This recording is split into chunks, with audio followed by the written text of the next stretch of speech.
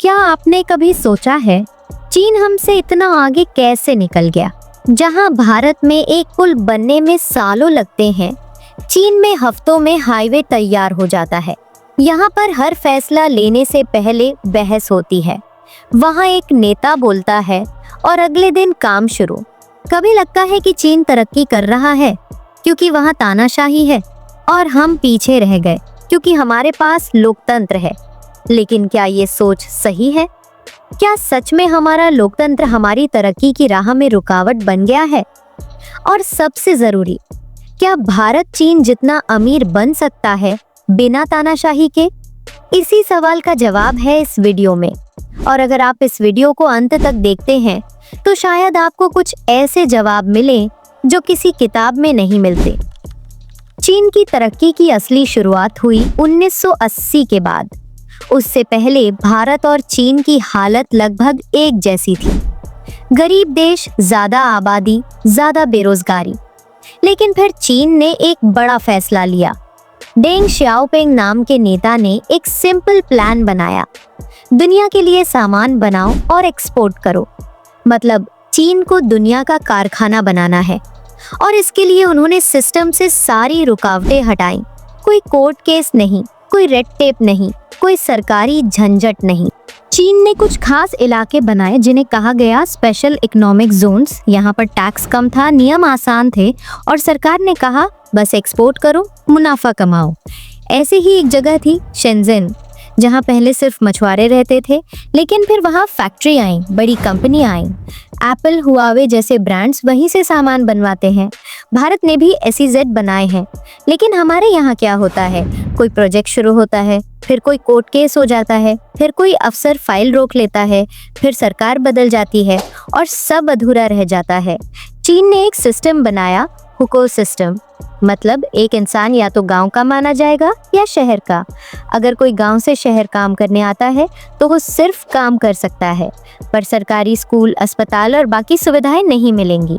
ऐसे में लोग फैमिली लेकर नहीं आते, सिर्फ काम करके वापस लौट जाते हैं।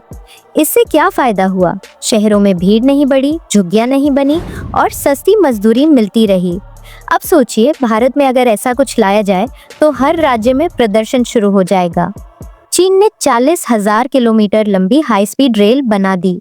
हमारे यहाँ बुलेट ट्रेन का ऐलान 2015 में हुआ था। 2025 आ गया लेकिन ट्रेन आज तक चली नहीं, कारण जमीन नहीं मिल रही। टाटा ने नैनो कार बनानी चाहिए थी बंगाल में, लेकिन वहाँ किसानों ने विरोध कर दिया। उधर चीन में आईफोन फैक्ट्री को सिर्फ 3 हफ्तों में मंजूरी मिल गई। हमारे यहाँ अगर कोई फैक्ट्री खुलती है तो यूनियन वाले आते हैं, प्रदर्शन होता है, फिर सालों साल तक केस चलता है।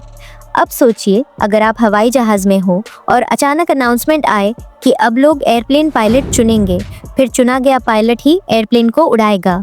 एग्जाम्पल के लिए, एक पायलट है जो अच्छे से प्लेन उड़ाना जानता है, काम जानता है। दूसरा जो कहता है प्लेन में अनलिमिटेड खाना मिलेगा, टिकट का प्राइस आधा लूंगा। आप किसे चुनेंगे? शायद पहले वाले को, लेकिन बाकी लोग शायद दूसरे को चुन लेंगे क्योंकि वो अच्छे वादे करता है। बस यही हमारे देश में होता है। यहाँ वोट उस नेता को मिलते हैं जो ज्यादा फ्री चीजें देता है, ना कि उस नेता को जो सही काम करता है। क्या हमें तानाशाही चाहिए? बिल्कुल नहीं। हमारी आज़ादी, सवाल पूछने का हक, वो बहुत कीमती है। पर इसका मतलब ये भी नहीं कि हम हर अच्छी योजना को राजनीति में फंसा दें। हमारा सिस्टम थोड़ा और तेज हो सकता है, थोड़ा और साफ, बिना तानाशाही बने। भारत क्या कर सकता है? नई सिटीज बनाओ। सिर्फ मुंबई, दिल्ली, चेन्नई पर भरोसा मत रखो।